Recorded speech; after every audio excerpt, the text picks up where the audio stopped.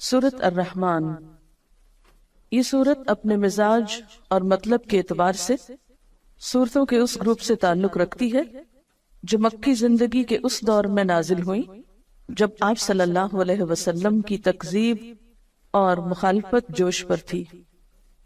اور وہ آپ سے بار بار اس بات کا مطالبہ کر رہے تھے، یعنی آپ کے دشمن، کہ انہیں کوئی نشانی دکھائی جائے، کوئی معجزہ دکھایا جائے، اور اگر ان کے مطالبے پر معجزہ یا عذاب نہیں آتا تو پھر وہ محمد صلی اللہ علیہ وسلم کی دعوت کو نہیں مانیں گے، اور اگر دنیا میں عذاب نہیں آتا تو اس کا مطلب یہ ہے کہ آخرت میں بھی نہیں آنے والا۔ اس کانٹیکسٹ میں یہ سورت نازل ہوئی۔ اس سورت میں ایک آیت فَبِأَيِّ آلَاءِ رَبِّكُمَا تُكَذِّبَانِ کی بار بار تکرار ہوئی،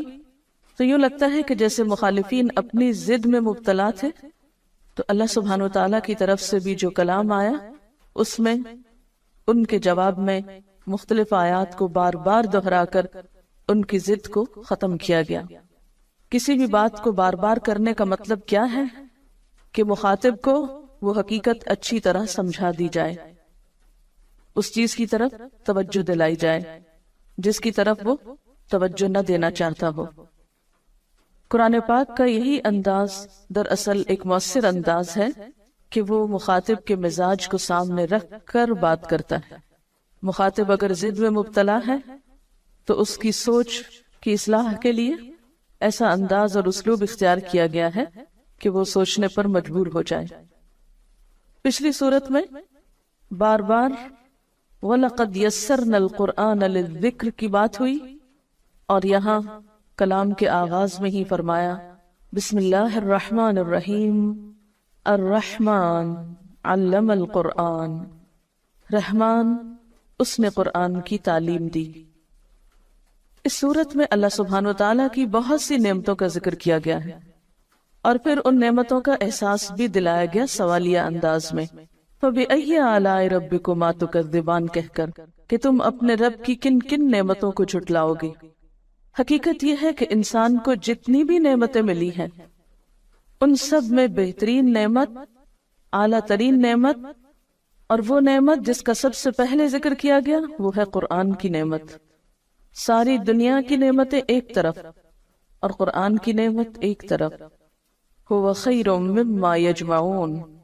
وہ بہتر ہے ہر اس چیز سے جسے لوگ جمع کر رہے ہیں۔ اور یہ اللہ تعالیٰ کی رحمت کا نتیجہ ہے کہ مخالفین عذاب مانگ رہے ہیں اور اللہ تعالیٰ جواب میں اپنی رحمت کے طور پر ان کی اصلاح کے لیے قرآن بھیج رہا ہے۔ الرحمن، بے حد مہربان، بہت مہربان، علم القرآن، اس نے تعلیم دی ہے قرآن کی، اس نے سکھایا ہے قرآن۔ اہل مکہ کہتے تھے کہ یہ قرآن کسی انسان نے یا کسی جن نے آپ کو القاء کیا ہے، یا آپ نے خود لکھ لیا ہے، یا کوئی اجمی غلام آپ کو اس کی تعلیم دیتا ہے، یا کچھ اور لوگوں کا خیال ہے کہ اہل کتاب کے علماء سے آپ نے شاید کچھ سیکھ لیا۔ فرمایا نہیں، کسی سے بھی کچھ نہیں سیکھا۔ علم القرآن، یہ قرآن رحمان کی تعلیم ہے، رحمان نے سکھایا ہے۔ اللہ تعالیٰ نے اسے نبی صلی اللہ علیہ وسلم کو سکھایا اور بذریعہ جبریل امین سکھایا، جس کا ذکر پیچھے سورۃ النجم میں گزرا، علمہ شدید القوا۔ اور پھر آپ صلی اللہ علیہ وسلم نے صحابہ کرام کو سکھایا، اور اس سے یہ سلسلہ چل نکلا جو آج تک باقی ہے اللہ کے فضل سے۔ تو قرآن کی تعلیم دینا ایک بہت اعلیٰ درجے کا کام ہے جسے رحمان نے اپنی طرف منسوب کیا۔ الرحمن علم القرآن، اللہ تعالیٰ کی صفات میں سے بہترین صفت اس کی صفت رحمت ہے، اور اس میں بھی مبالغے کا صیغہ رحمان ہے، تو یہ اس کی رحمت ہے کہ اس نے اس کی تعلیم دی۔ اسی لیے بندوں میں سے بھی بہترین ان کو قرار دیا گیا جو قرآن سیکھیں یا سکھائیں۔ گویا جو شخص یہ چاہتا ہو کہ اس پر اللہ کی رحمت نچھاور کی جائے، اللہ تعالیٰ کی رحمتوں کو پائے، اس کے لیے پھر اس کے سوا کوئی راستہ نہیں کہ اس قرآن کو سیکھے اور سکھائے، یا اس کو لوگوں تک پہنچانے کے لیے کوشش کرے۔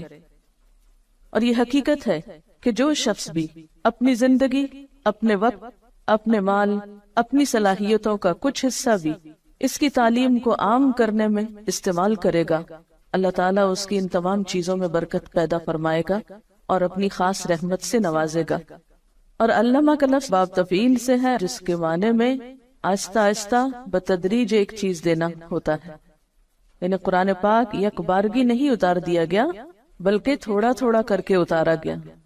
اور ویسے بھی قاعدے کے مطابق باب تفعیل جو ہے یہ متعدی ہوتا ہے، جس کا معنی یہ ہے کہ اس کے پھر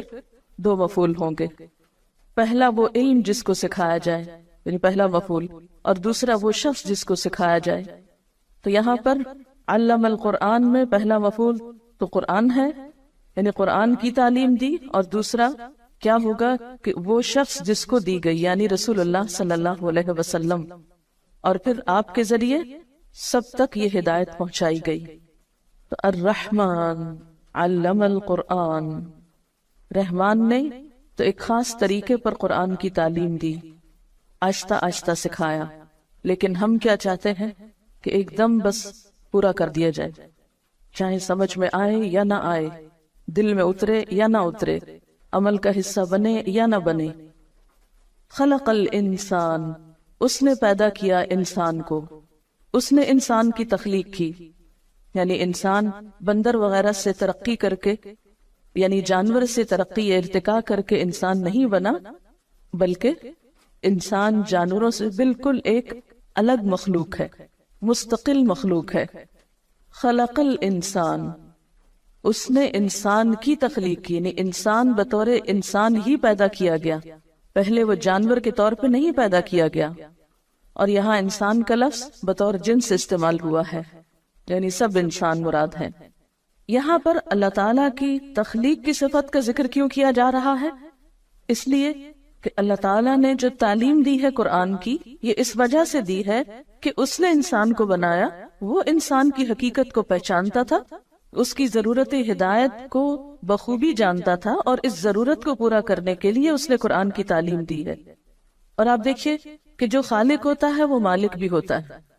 تو جو مالک ہوتا ہے اس کے ذمہ ہوتا ہے کہ مملوک کو کام بتائے کہ اسے کیوں بلایا گیا، کس کام کے لیے بنایا گیا۔ یہ بالکل ایسے ہی ہے جیسے آپ کسی فیکٹری میں ملازمت کریں، تو فیکٹری کے مالک کا ذمہ ہے کہ آپ کو آپ کے کام کی نوعیت بتائے۔ جب بھی کسی کو کسی محکمے میں یا کسی ادارے میں یا کسی دکان پر یا کسی فیکٹری میں مملوک کے طور پر یا کام کے لیے بلایا جاتا ہے ایک امپلائی کے طور پر، تو جو مالک ہوتا ہے اس فیکٹری کا یا بزنس کا،